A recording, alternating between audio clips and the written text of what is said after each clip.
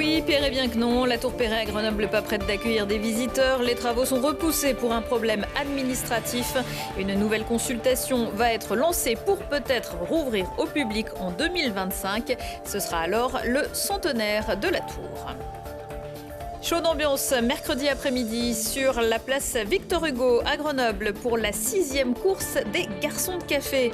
Une épreuve amusante et technique pour les amateurs et les professionnels, mais surtout une vitrine pour ces métiers de l'hôtellerie et de la restauration qui peinent encore à recruter. Et puis, pour prendre un peu d'avance, les rendez-vous du week-end entre sport et culture avec le FCG qui recevra Aurillac, les brûleurs de loups qui recevront Amiens et puis de la course à pied à la Bastille. Et côté musique, il y aura les voyages exotiques de Zoufri Maracas et puis le jazz de Ishkero. Bonsoir à tous, ravi de vous retrouver dans ce JT du jeudi 22 septembre 2022, du lundi au vendredi à partir de 18h, l'essentiel de l'actualité du Grand Grenoble. Ce sera donc la cour d'assises de Gironde pour les anciens joueurs du FCG, Loïc Jam, Rory Grice, Denis Coulson, Dylan Hayes et Christopher Farrell. Selon la chambre de l'instruction de la cour d'appel de Bordeaux, les 3 premiers qui évoluent actuellement dans des équipes de Pro D2 comparaîtront pour viol en réunion. Les 2 suivants en national et en Pro 14 irlandaise pour non-empêchement de crime, ce dont ils n'avaient pas été accusés au début de l'affaire.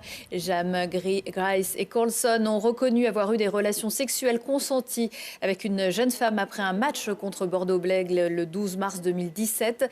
L'étudiante a, elle, expliqué avoir passé la soirée avec les joueurs dans un bar puis en boîte de nuit avant de se réveiller nue et entourée d'hommes dans un hôtel de Mérignac sans souvenir de ce qu'il s'était passé. C'est donc la notion de consentement qui devra être évaluée dans ce procès dont la date n'a pas encore été communiquée. La Tour Perret se dresse fièrement dans le parc Paul Mistral de Grenoble depuis 1925, mais depuis plus de 50 ans, elle n'offre plus aux yeux des passants que sa façade extérieure pour cause de sécurité. Le béton qui à l'époque aurait dû être le matériau ultime, qui pouvait être modelé au gré des envies et aurait dû être inaltérable, était en fait un mythe. Un grand chantier de rénovation a été lancé par la ville en 2016, mais devra finalement encore être repoussé de 9 mois à cause d'un appel d'offres qui n'a reçu qu'une seule réponse et bien au-delà des montants estimés. Lina Badreddine. En 1925, ce monument historique, aujourd'hui classé, est la première tour construite en béton armé au monde. Mais depuis 1960, la Tour Perret est fermée au public à cause de son état critique.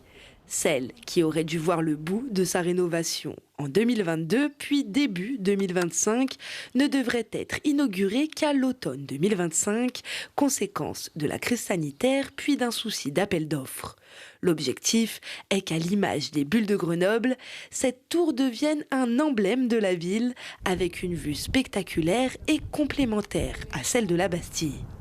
On souhaite qu'elle soit le plus épurée possible pour la visite, parce que c'est la tour qui va être l'expérience, l'ascension par les escaliers ou dans les ascenseurs rénovés.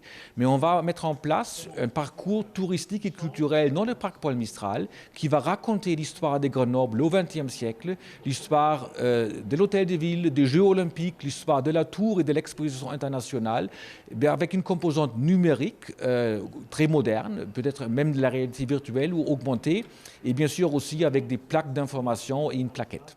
90 mètres de haut et 550 marches qui n'ont bénéficié d'aucune restauration depuis la fermeture. Il y aura donc un gros travail sur le béton pour refaire ce qui a disparu et faire de la prévention sur ce qui a été conservé. Également remettre en service les ascenseurs de l'époque qui seront vitrés et proposeront une vue panoramique. Et rénover l'électricité et la sécurité entre autres. L'essence même du projet, c'est garder son identité, alors par sa matière, mais notamment dans les techniques de rénovation, pas modifier les dimensions, les aspects. Et il y a un très gros travail qui a été fait justement sur le respect des manières qui ont été celles de la construction. Et on a été aidé en cela en la documentation absolument extraordinaire, où tout a été conservé, la moindre note. On sait la taille des clous, l'emplacement des planches, etc. Donc on a tous les outils pour être vraiment très fidèle à ce que Perret a voulu. Le coût du projet dans sa totalité s'élève à 12,5 millions d'euros, dont 1 million pour le parcours culturel et touristique. Et pour aider à payer la facture, la ville de Grenoble compte lancer un financement citoyen à compter du 1er septembre 2023. Grenoble, ville où il fait de mieux en mieux vivre pour les étudiants, que ce soit en matière de logement, études, sport, sorties, culture ou transport. La capitale des Alpes et sa métropole remontent au classement du magazine L'Étudiant et passe de la 7e à la 5e place, à égalité avec Lyon. Toulouse, Rennes et Montpellier trustent le podium. Les points forts de Grenoble, sa vie étudiante et son cadre de vie. L'emploi et la formation sont encore à améliorer. Un café, une bière, un soda et un jus de fruits. C'est le plateau pour 4 personnes que les participants de la 6e course des garçons de café devaient apporter sur 450 mètres de circuit dans le parc, sur la place Victor Hugo, sans en renverser une goutte. Le tout en tenue de travail, un challenge organisé par l'Union des métiers et des industries de l'Isère dans un contexte économique difficile. Arthur Glory. 3, 2, 1, c'est parti! À vos plateaux et surtout ne faites rien tomber. La course des garçons de café revient sur la place Victor Hugo. Cette année, quelques 200 apprentis et professionnels, filles comme garçons, s'affrontent pour décrocher le titre. C'est tout un secteur à la fête, pourtant il est en crise. Ciblé comme prioritaire par Pôle emploi, l'hôtellerie et la restauration peinent à recruter. Aujourd'hui c'est très compliqué, notre métier attire de moins en moins. Parce qu'aujourd'hui c'est un métier en fait où on est en décalé par rapport à d'autres métiers du jour. On a moins en moins d'élèves, les effectifs descendent d'année en année sur le CAP CS en HCR et aussi sur la mention employé barman. Et sur leur plateau, aux côtés des boissons et des cafés, il y a aussi des CV. Pour se faire valoir auprès des plus de 700 partenaires de la course, les participants enchaînent les démonstrations. Ces passionnés expriment leur savoir-faire, la relève est alors assurée. Moi j'aime bien tout ce qui est relation avec la clientèle, servir, être au service des gens en fait. Ce qui est dur je dirais c'est la pression des clients et aussi l'équipe parce que c'est vrai que c'est important de bien s'entendre avec tout le monde parce que si personne s'entend bien après ça se fait ressentir auprès des clients. Je suis confiant, si j'y arrive pas je trouverai ailleurs et aussi comme je veux beaucoup voyager, je pense qu'ailleurs il y a peut-être des restaurants qui ont besoin de personnes. Face aux difficultés de recrutement, Pôle emploi va créer en cette rentrée un vivier de demandeurs d'emploi employables rapidement dans les secteurs les plus en tension comme l'hôtellerie-restauration. Aujourd'hui, plus de 100 000 postes restent à pourvoir. Eux aussi vont devoir courir, voire même patiner. Ce sont les concurrents de l'agenda sport du week-end préparé par l'infatigable Arthur Glory. Le FCG retrouvera le Stade des Alpes après un début de saison canon des Isérois. Ces derniers se sont imposés contre Rouen en Normandie rugby à la maison. Pour cette 5e journée de Pro D2, les Rouges et Bleus recevront Aurillac. Actuellement 2e du championnat à 1 point de son futur adversaire, les Grenoblois comptent bien continuer sur leur lancée. Coup d'envoi vendredi à 19h30. Après leur retour à Pôle Sud mardi contre Mulhouse, les Brûleurs recevront Amiens. Après un début de campagne européenne manqué, les Grenoblois enregistrent déjà une victoire contre Bordeaux en Ligue Magnus. À eux maintenant d'enchaîner contre l'éternel rival pour le titre. Brûleurs de Loup Amiens, c'est dimanche, coup d'envoi à 18h.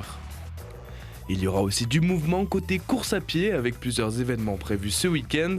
On commence avec la 10e édition de la Wider Classic qui mélange l'univers de la ville et des sports de montagne. Au départ du Jardin de Ville, 3 courses, la verticale de la Bastille, le Tour du Racher et le Tour des Chartreux. Premier départ à 8h. Se déroulera le même jour la 5e édition du 10 km de Saint-Martin-d'Air. Ouvert à tous, la course est complétée d'un 5 km qui aura aussi lieu entièrement sur la commune. Départ à 10h précises, à vos baskets. Et puis au championnat du monde d'aviron en République tchèque, on suivra samedi à 14h la finale de la rameuse iséroise Laura Tarantola aux côtés de Claire Beauvais. Toutes deux sont déjà vice-championnes olympiques de couple poids léger. Dans l'agenda culturel de la musique avec Zoufris Maracas, le groupe sera en concert vendredi soir à la Belle Électrique à Grenoble. Fidèles à leur soif de liberté, proches des préoccupations actuelles, les Zoufris réussissent mieux que jamais à marier signer poésie des textes, engagement social et voyages musicaux exotiques en venant danser entre Saint-Germain-des-Prés, l'Andalousie, les Balkans, l'Amérique latine et l'Afrique. En première partie, les rythmes endiablés et musique à danser du groupe La Sève. Si on parlait, ce sera avec Lucille Dailly à 19h15, 20h15 et 23h15. Elle recevra les champions du monde junior de force athlétique, Clara et Nicolas Perrault. Et oui, ils sont de la même famille.